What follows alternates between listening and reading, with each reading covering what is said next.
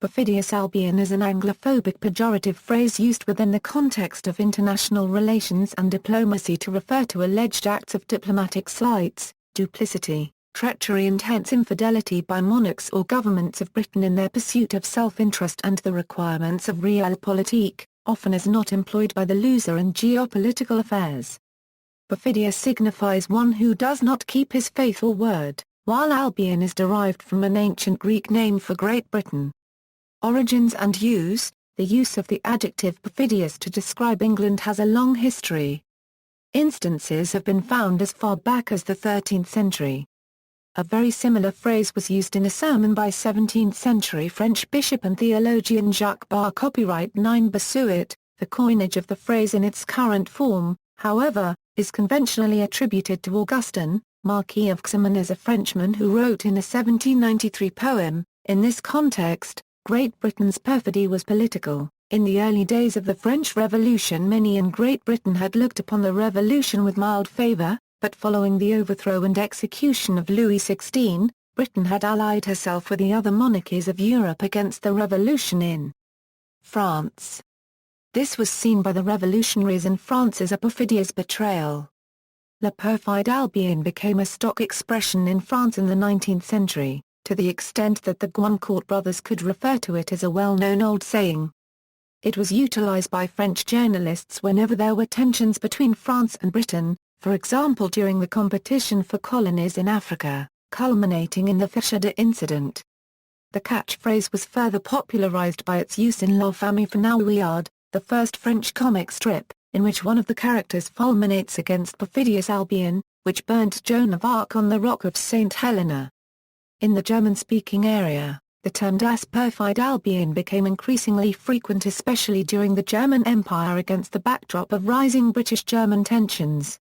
Examples of usage: the term often refers to the English reneging on the Treaty of Limerick of 1691, which ended the war between the predominantly Roman Catholic Jacobite forces and the English forces loyal to William of Orange, giving favourable terms to the Irish Catholics, including the freedoms to worship, to own property and to carry arms, but those terms were soon repudiated by the penal laws of 1695. In Portugal the term was widely used after the 1890 British ultimatum, after Cecil Rhodes' opposition to the Pink Map. Bastiat uses the term sarcastically in his satirical letter The Candlemaker's Petition, first published in 1845. It is used by Ian Smith in his memoirs to describe his views on the British handling of the Rhodesian independence issue. The Italian version was used in the propaganda of Fascist Italy in order to criticize the global dominion of the British Empire.